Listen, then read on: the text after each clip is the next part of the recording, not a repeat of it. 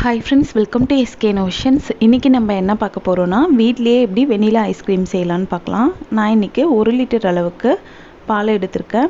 இது பார்த்திங்கன்னா பேக்கெட் பால், full cream மில்காக வாங்கிக்கோங்க. தண்ணி சேர்க்காமல் இதை காய்ச்சிக்கலாம்.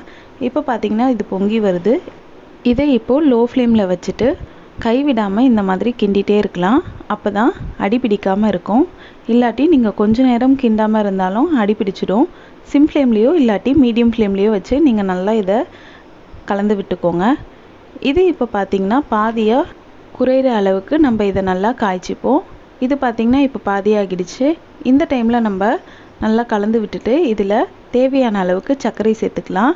நான் இன்றைக்கி 1 கப் அளவுக்கு சர்க்கரை சேர்த்துக்கிட்டேன். இது பார்த்திங்கன்னா 250 கிராம் அளவுக்கு இருக்கும். உங்கள் ஸ்வீட்னஸ்க்கு தகுந்த மாதிரி நீங்கள் சர்க்கரை கூட்டவோ குறைக்கவோ செய்துக்கோங்க. சர்க்கரை சேர்த்துட்டு இதை 1 டைம் நல்லா கலந்து விட்டுக்கலாம். ஸ்டவ் பார்த்திங்கன்னா லோ ஃப்ளேம்லேயே வச்சுக்கோங்க. அடுத்து இதோட 2 டேபிள் ஸ்பூன் அளவுள்ள கஸ்டர்ட் பவுடர் எடுத்துட்டு அதோட 1 குழிக்கரண்டி அளவுக்கு பால் சேர்த்து நல்லா கட்டிகள் இல்லாமல் கலந்துட்டு அதை இந்த பாலில் சேர்த்து நல்லா கலந்து விட்டுக்கலாம். இந்த கஸ்டர்ட் பவுடர் பார்த்திங்கன்னா எல்லா சூப்பர் மார்க்கெட்லேயுமே கிடைக்கும். சப்போஸ் இந்த கஸ்டர்ட் பவுடர் வீட்லேயே செய்யணும்னு நினச்சிங்கன்னா கமெண்ட் செக்ஷனில் கமெண்ட் பண்ணுங்கள். கண்டிப்பாக அது தனியாக ஒரு வீடியோவாக போடுறேன். இப்போ பார்த்திங்கன்னா கஸ்டர்ட் பவுடர் சேர்த்து நல்லா கலந்து விட்டாச்சு. பால் இந்த அளவுக்கு திக்கானதும் நம்ம ஸ்டவ்வை ஆஃப் பண்ணிவிட்டு நல்லா ஆற வச்சுக்கலாம். இப்போது பார்த்திங்கன்னா இந்த பால் நல்லா ஆறிடுச்சு. ஆறிட்ட பிறகு பார்த்திங்கன்னா இன்னுமே கொஞ்சம் கெட்டியாக இருக்கும் பாருங்கள். அது மட்டும் இல்லாமல் கொஞ்சம் கட்டியாகவும் இருக்கும். இதை நம்ம க்ரீமியாக ஆக்கிறதுக்காக மிக்ஸி ஜாரில் சேர்த்து நல்லா அரைச்சி ஒரு ஏர்டைட் கண்டெய்னரில் நம்ம ஸ்டோர் பண்ணிக்கலாம். பாருங்கள், இந்த மாதிரி கொஞ்சம் கொஞ்சமாக நம்ம மிக்ஸி ஜாரில் சேர்த்து அரைச்சிட்டு அதை நம்ம ஒரு பாக்ஸில் போட்டு ஃப்ரீசரில் வச்சிடலாம்.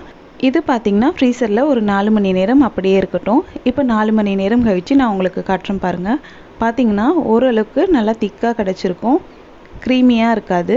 அதனால் நம்ம திரும்பவும் இதை மிக்ஸி ஜாரில் சேர்த்து நல்லா அடிச்சுட்டு திரும்பவும் அதே பாக்ஸில் ஊற்றி வச்சுக்கலாம். இந்த மாதிரி நம்ம எத்தனை தடவை நல்லா மிக்ஸி ஜாரில் போட்டு அடித்து எடுத்துக்கிறோமோ அந்த அளவுக்கு நமக்கு ஐஸ்கிரீம் நல்லா க்ரீமியாக கிடைக்கும். இதே மாதிரி நான் ஒரு 5 தடவை கிட்ட 4 மணி நேரத்துக்கு ஒரு தடவை எடுத்து மிக்ஸி ஜாரில் சேர்த்து அடித்து எடுத்துக்கிட்டேன். இப்போது ஃபைனலாக அடிச்சிட்ட பிறகு இது மேலே கொஞ்சமாக ஃப்ரூட்டி சேர்த்துக்கிறேன். நீங்கள் நட்ஸ் இருந்தால் நட்ஸும் சேர்த்துக்கலாம், இல்லாட்டி அப்படியும் விட்டுடலாம். இதில் நான் சேர்க்கக்கூடிய டூட்டி ஃப்ரூட்டி பார்த்திங்கன்னா தர்பூசணி பழத்தோட தோலை வச்சு செய்திருக்கேன், வீட்லேயே செஞ்சது. இதை ஏற்கனவே நான் வீடியோவாக அப்லோட் பண்ணியிருக்கேன். பார்க்காதவங்க டிஸ்கிரிப்ஷனில் லிங்க் தரேன், செக் பண்ணிக்கோங்க.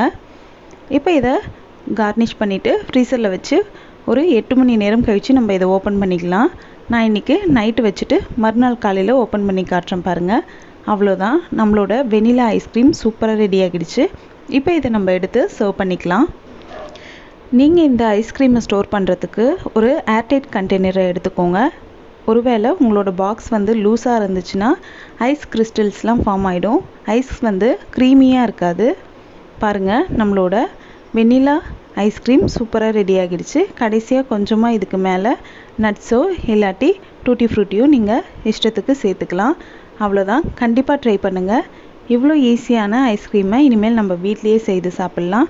இந்த வீடியோ உங்களுக்கு பிடிச்சிருந்தால் லைக் பண்ணுங்கள், உங்கள் ஃப்ரெண்ட்ஸோடு ஷேர் பண்ணுங்கள், அண்ட் எப்படி இருந்துச்சுன்னு கமெண்ட் பண்ணுங்கள். நம்ம சேனலை ஃபஸ்ட் டைம் பார்க்குறீங்கன்னா மறக்காமல் சப்ஸ்கிரைப் பண்ணுங்கள். தேங்க்ஸ் ஃபார் வாட்சிங் ஃப்ரெண்ட்ஸ்.